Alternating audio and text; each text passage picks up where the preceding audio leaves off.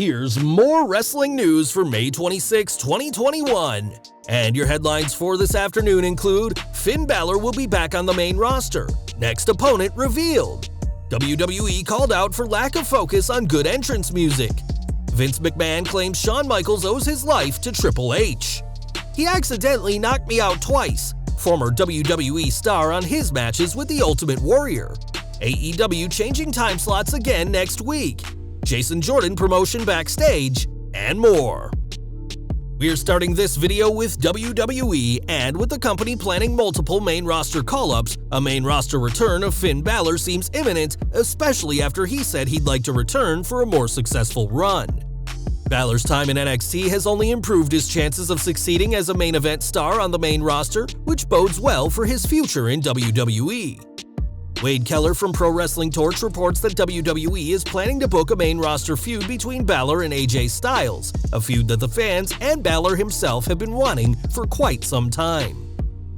On Ryan Satin's Out of Character podcast, in the same interview where he said he'd like to have another main roster run, Balor spoke specifically about the Phenomenal One, adding he'd love to have another shot at the two-time WWE champion.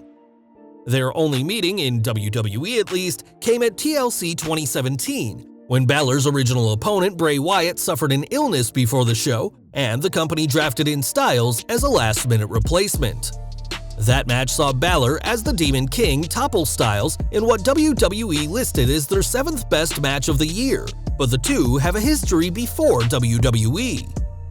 Prior to joining the company in 2014 and 2016 respectively, Balor and Styles were both Bullet Club members in New Japan, but given that Styles returned to the promotion the same day Balor left for WWE, their paths never crossed in the club. Which version of Balor would you like to see though? The confident former NXT champion or the Demon King? Either way, bringing Balor back would be a welcome addition to Raw, which desperately needs top babyfaces, and although WWE's Red brand would prosper with the former Universal Champion around, NXT would surely suffer as his presence only helped the brand following their premiere on the USA Network. Balor's consistency in NXT was remarkable, putting out classic after classic at every NXT takeover he was on, and we can only hope this momentum continues when he returns to the main roster. One thing WWE has done right for Balor is giving him some awesome entrance music, but he's a rare exception in the company. While speaking on his Hall of Fame podcast, Booker T criticized WWE, claiming that they don't concentrate enough on making good themes, and gave a comparison to one of the best themes ever made.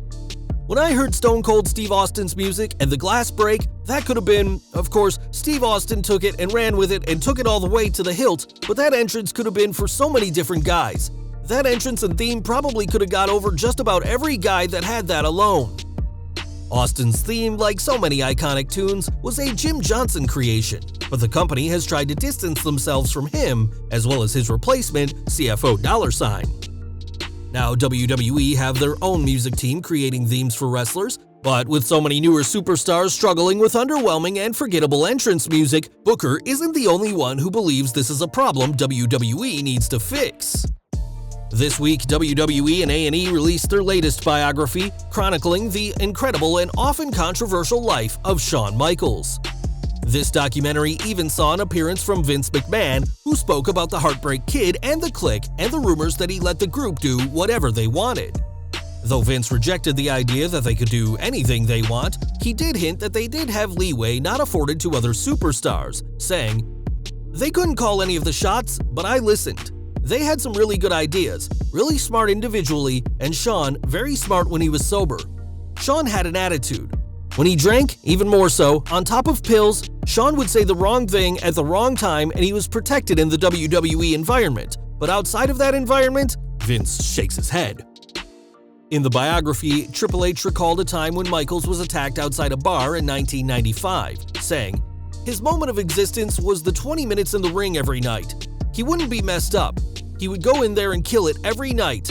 Then the minute he was done," mimics taking a pill, "I'm in pain and I took some stuff so I wouldn't be in pain this morning, but I'm not messed up. Why would you hang out with this misery 24/7? No, it's not. Again, it's like your brother, it's like a family member." This also led to a huge claim by Vince McMahon, who said, "Shawn owes his life to Triple H. Paul Levesque, owes his life to him." Fortunately, Shawn would beat his battles with addiction, becoming a born-again Christian in 2002, and though the game and the showstopper continue to have each other's back, they're now busy working in NXT, shaping future superstars, a much more rewarding role than escaping bar fights. Now, if there's two stars that had polar opposite careers in WWE, it's the Ultimate Warrior and the Brooklyn Brawler. Whilst Warrior had a wildly successful run in the company, becoming WWE Champion before his controversial departure in 1996, the Brawler never held any gold nor got many wins, but had a lengthy tenure with the company. This week, the Brawler, aka Steve Lombardi, spoke about his matches with the Warrior, as he was Warrior's first opponent when the Hall of Famer joined WWE, and they wrestled a total 18 matches between 1987 and 1988, with Warrior winning all 18. Speaking to James Romero of Wrestling Shoot Interviews, Lombardi said that Warrior never intentionally tried to hurt him, but that didn't stop the powerhouse from injuring the Brawler. "He accidentally knocked me out twice. Accidentally, you know? I got him in a hammerlock, and then he throws an elbow to the back, hits me in the temple. His elbows were real elbows, hard, but he never did it viciously or on purpose. I never was in the ring with somebody that tried to hurt me on purpose." Lombardi also spoke about running into Warrior at the 2014 Hall of Fame ceremony and how the former world champion wanted to mention a match where Brawler was meant to win until the jobber insisted that Warrior win. "I find Warrior's dressing room. He's got his own dressing room, private. I walk into the room, he starts crying. Well, not crying, but tears came down. I was just thinking about you," he goes. "You better be prepared." He was stuttering like that.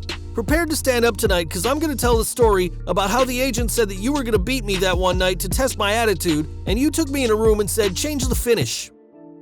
Lombardi, who was still working with WWE at the time, encouraged Warrior not to mention the story, as he feared any talk about him switching match finishes could get him heat, and whilst Warrior agreed, he also shouted at Lombardi that it was 30 years ago.